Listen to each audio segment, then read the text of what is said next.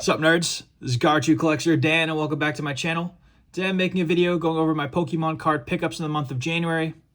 Now, during this month, the significant event for the TCG was obviously the release of Prismatic Evolutions. I was able to pick up 4 cases of regular ETBs. Now, these ETBs were all pre-ordered within a couple days of the set being announced on GameStop and Walmart, paying full retail price at the time. Obviously, I did not take any of these from the shelves of any of these big box stores. I did not take these out of the hands of any children. I am not a dirty scalper, so please do not accuse me of such. And then in terms of my Pokemon Center ETB pickups, I was able to get 14, which is awesome. I really lucked out with these. I was on top of the Discord notification as soon as the set was announced and was able to pre-order 2 sealed cases of 4 before they reduced the limit to 2. Additionally, I was able to pick up 6 more ETBs. I was able to order 2 more to my residence, as well as I had my brother order 2 and my girlfriend order 2. So I was able to get 14 total of these, which is really exciting. In terms of what I'm going to do with the 2 sealed cases, I'm going to put those in my closet and forget I have them for 10 years. I think those are going to be a great long-term investment, especially since the sealed cases were so limited. And I do think some people who were able to get sealed cases have already opened theirs and broke the seal on those. So yeah, I'm going to forget I own those 2 sealed cases and just kind of pretend I only got 6. Now what I'm going to do with these 6, I am probably going to crack them and grade the promos, possibly rip the packs, but I don't know. It's hard to justify when the packs are selling for so much. I probably will just crack the promos out and then sell the loose packs at the upcoming shows I'm vending.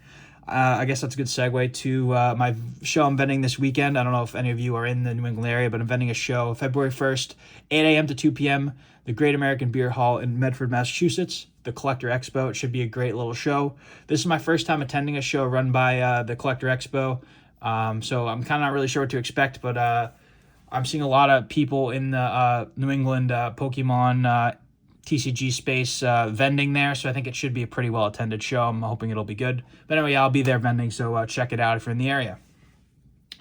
Now, outside of Prismatic, I did have one other, I guess, sealed product pickup, you could say. Let me move those to the side carefully as I am trying to grade the promo. Move my laptop out of the way there. I did pick up 21. I did pick up 22, but I opened one. 21 of these. $2 a piece at McDonald's. I don't know if the lady was supposed to sell them to us, but she did. In case any of you don't know, these are the current Happy Meal toys at McDonald's. They come with like a sticker sheet in here, as well as like a 3-pack or 4 cards in a pack, little booster pack. It's not really obviously the same quality as a traditional booster pack. It has 4 cards in there, always a hollow, and the pack's made of paper. But I did open one, and I was instantly pulling the Pikachu, which I believe is the best card in the set, so that was awesome. Not gradable, unfortunately. If it was gradable, I'd definitely be sending it in. But nonetheless, it was cool to open up a McDonald's pack and pull the card I wanted the most. And then I will just probably sell the remaining 20 or so that I have.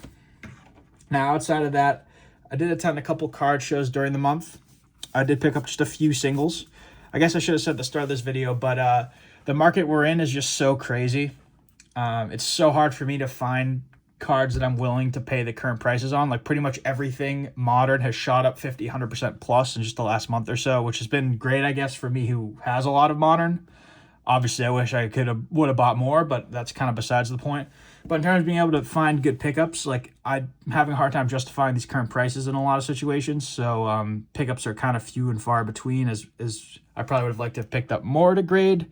But this is what we're working with now. So I guess in terms of what I'm actually grading, it's pretty small. It's just these 3, this Zamazenta V, this Mimikyu VMAX, which I paid $25 for, and then this Chien-Pao, which I believe I paid $15 for. All 3 of those look really good, and I'm going to send those off for grading.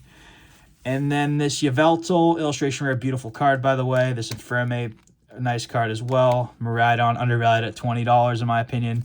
And the Blastoise EX, really nice cards, but I want the Yveltal Infernape for my collection eventually, but that's graded. But I don't think those are going to grade. These 4 here, I don't think they're going to grade 10s, to be honest. They look good, but they look good at first, I should say. But once you get home, I don't know about you guys, but like once you get home, when you pick out cards to grade, like you see some blemishes you missed. The lighting at the shows isn't always the best. You're kind of in a rush to like get the cards you want and move on to the next table. But it is interesting. Just wanted to highlight on this Miraidon here. really clean card, except there's this super weird, I don't know if it's going to pick up on camera, super weird line through the Pokeball. It's not really picking up on camera, but there's like this weird like printing error going right through the Pokeball. Yeah, it's not picking up on camera. But anyway, I thought that was an interesting printing defect on this card. I was going to grade this, but now I don't think I can with that on there. I don't want to risk it necessarily. But those are just a few raw pickups I had during the month. Again, like I said, it's really tough out here to find modern cards to source and grade, especially with all the inflated prices of everything. So I guess I recommend to people just to, if you don't see a good opportunity to buy something, just don't. Like, the cards will be around. They'll come back down in price. There's plenty of them available.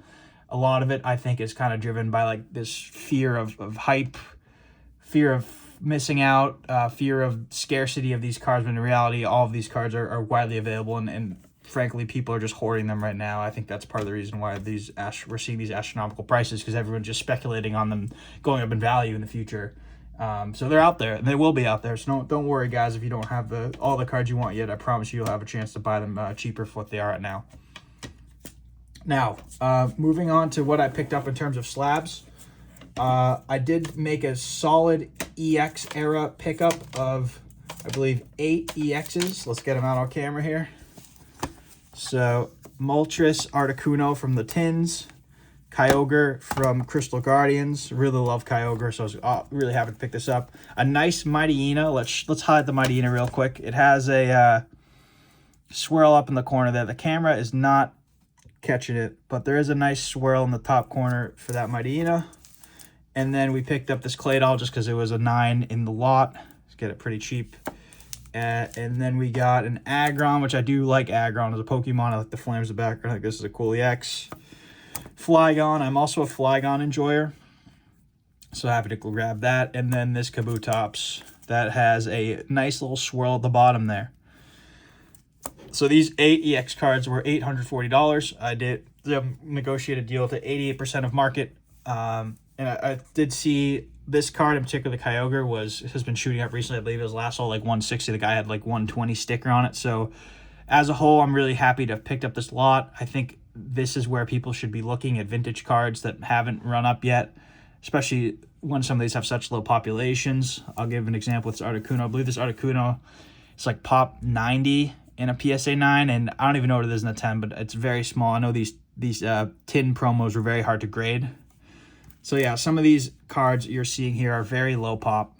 So I think that will help drive the value in the long term. I know some of these, I guess I'll shout out the Claydol specifically, aren't the most popular Pokemon, and the EX era wasn't the most popular era, but I think that you can't really go wrong picking these up for like 88% of the market like I did, especially when a lot of them are low pop.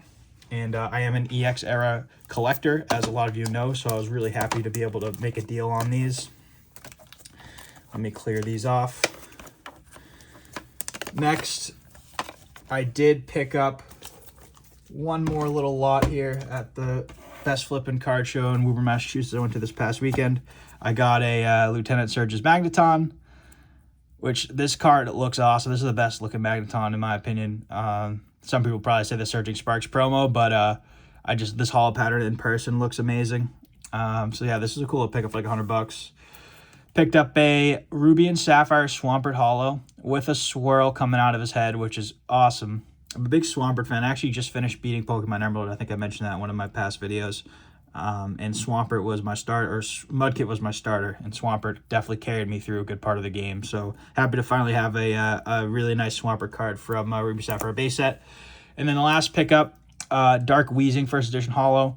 Holo pattern is so dark on this card, you're not going to be able to see it, but I promise you there is a little swirl in the corner there. And as you guys know, I do have a nice little First Edition Team Rocket PSA 9 holo swirl collection going on. So this was a no-brainer pickup for that. Anyway, guys, that's pretty much it for this video. Thanks so much for watching to this point. Share in the comments down below, what are you picking up in this market? Like, I'd really love to know, is there anything you guys are going after that you think is maybe slept on right now? I will say I think a lot of vintage is starting to creep up, but I think vintage is definitely where you should be looking. I know a lot of vintage cards have not quite moved yet, and I'll just give an example, specifically this Swampert. Swampert, obviously one of the starters. This is the holo from the base set. Azael picked this up for like right around $100 with a nice swirl coming out of his head. And I don't know the exact pop on this, but I think it's pretty low. I mean, I think all the vintage cards are pretty low compared to Monroe Sanders. But anyway, something like this I think is definitely undervalued at $100. Like this is, I believe this is the first, or could be wrong, first holo ever printed of Swampert. So this is like essentially his rookie card. There's no first edition in Ruby and Sapphire, obviously. But yeah, that's kind of where I'm looking in the vintage side. Let me know down below where you're looking in terms of pickups for this crazy market we're in. And anyway, yeah, thanks for watching, guys. Take care.